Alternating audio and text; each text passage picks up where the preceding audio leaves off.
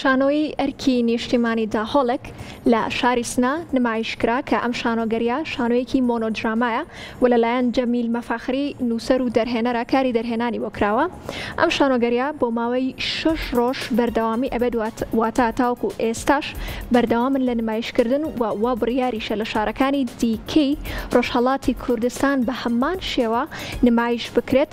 جا با بڵین ئەم گروپە ڤیددیۆیەکیان بۆ ناردوین کە لە ڕێگەی مۆبایلەوە شانۆگەریەکەیان بۆ ڤیددیۆ گرتوین و ئێمەش فیچەرێکمان بۆ ئامادە کردوون با بەیەک و بینەری ئەم فیچەرەی ئەم گروپە بین.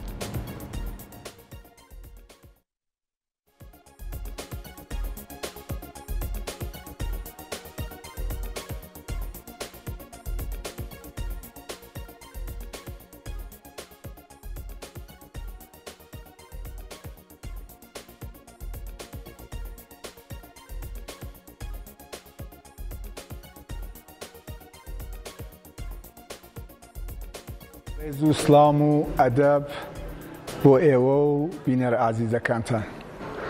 ئەرکی نیشتیمانی داهۆڵێک شانۆیەکە کە بەر ئەساسی بەیتی سەیدەوان نووسراوە. پێش لەوەی بچمە ناو وردەکاریەکان پێم خۆشە تۆزێ لە سەر بەیت بۆ بینەرانی ئێوە قسە بکەم، ڕەنگە هەندێک کەس نەیان بیست بێ و نەزان. بەیتەکان کۆمەڵێک چیرۆکی حەماسی و ئاینی و عاشقانەیە کە لە مێژ ساڵە یانە سەدان ساڵ و ڕەنگە هەزاران ساڵە سینە بە سینە بە ئێمە گەیشتووە. ئەمانە جزوی ئەدەبیاتی شەفاهی ئێمن، گەنجینە و خەزێنەیکن کە ئێمەی کورد لە تواو بوارەکانی هونەرە ئەبێ کەڵکی لێوەربگرین. من وەکو جەمیلی مەفاخری کە هەم ئیشی شانۆ دەکەم و هەم ئیشی سینەما نزیکی 20-25 ساڵە وەکو پرۆژەیەکی درێژخاین و وەکو ئەرکێکی نیشتیمانی هەوڵم داوە ئەم بەیتانە ئەم چیرۆکانە بێنم و تەبدیلیان کەم بە شانۆ بیان کەمە نەمایشێک کە بەرحاڵ بتوانێت ئێراعە بدرێ بە بینەران و مخاتەبان. من هەوڵم داوە بە تایبەت ئێستا دەمەوێت باسی ئەم ئەرکی نیشتیمانی داهۆڵێ بکەم کە خوێندنەوەیکی ئازادە لەسەر بەیتی سەیدەوان. من هەوڵم داوە لە بان هەندێشتەوە مانۆڕ بدەم کە بتوانم ئەم بەیتە بکەمە مڵکێکی خۆم و بە قەرائەتێکی ئیمڕۆژیەوە ئێرائەی بەم بە بینەرانی خۆشەویستم. یەکێ لەو شتانە پێچەوانە خانیە. ئەسڵی بەیتەکە عەبدولعەزیزە کە خەریکە هەموو چیرۆکەکە دەگێڕێتەوە و وەکو پیاو سالارێک وەکو دەسەڵاتدارێک هەموو شتێک لە ئیرادەی ئەوە بۆ دەگا بە بینەر. بەڵام من بەعەکسەوە بووکەکەم هێناوە، بووکێک کە بۆ سێ کوڕەکەی عەبدولعەزیز مارە براون و هەرسێکیان شەڵاڵی خوێن هاتوونەتەوە و بووکەکە بە ئەو ئاواتەی خۆی نەگەیشتووە. یەکێ لە شتەکانی ترکە زۆر بۆم مهم بوو، من هەوڵمدا زمانێکی ئارکایک دروستکەم کە بەو زمانە بتوانین ڕووداوەکان گرێبین بە گوزەشتەوە. بەخشێتریش کە زۆر بۆ مهم بوو ئەو چیرۆکە زۆر کۆنەم هێنا لە بەستەرێکی ئەمڕۆژیە مختصاتێکی زەمان و مەکانی ئەمڕۆژە لە بینی عەفرین و لالش و کوبانیا. من هەوڵمدا ئەو چیرۆکە بگێڕمەوە سەردەمی حەملەی داعش و تورکیا بە کوردستان و ژن لێرە نەقشێکی زۆر سەرەکی هەیە. جۆرێ گرێمدا بەو ژنە کۆڵنەدەرانە و بەو کچە گیان بەختکەرانەی کە فیداکارانە دفاعیان کرد لە کوردستان و بەتایبەت لە شاری بێ دفاعی کۆبانی دفاعیان کرد. ئەرکی نیشتیمانی داهۆڵێک حدودی 7-8 ساڵی لەمەوبەر تقریبەن لە فەستیڤاڵی شانۆی کوردی سەقزا بەشدار بوو، خەڵاتی شێهێنا.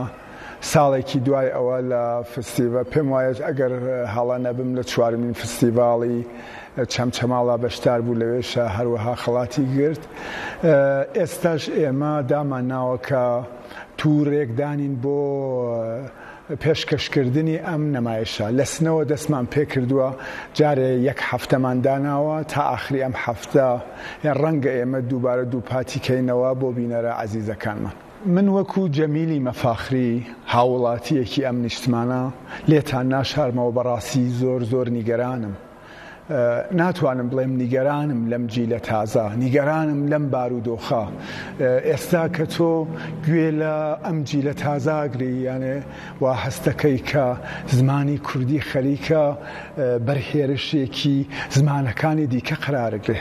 یانێ جیلی تازە ئێمە وا هەستەکە کە ئەگەر وشەی ئینگلیزی و عەرەبی و فارسی و تورکی تێکەڵی زمانی کوردیکە وەکو ڕۆشنبیرێ خۆی نیشان دەدا، وەکو کەسێکی هاتوو لێزان خۆی لێ دەدا، نازانێت کە زمانی کوردی خەریکە لە ناو دەبات. یەکێکی تەماشای ئەدەبیاتی فارسکەین، هەر ئەو بەیت و با و چیرۆک و ئەفسانانەی کە پشتا و پشت گەیشتووە بە فردۆسی گەورە و شاهنامەی پێنووسیوە، تەماشای ئەدەبیاتی فارسی بکەن چۆن لەو سەرچاوە خەریکە کەڵک وەردەگرێ، یا ئێوە تەماشای ئەدەبیاتی ئینگلیسی بکەن.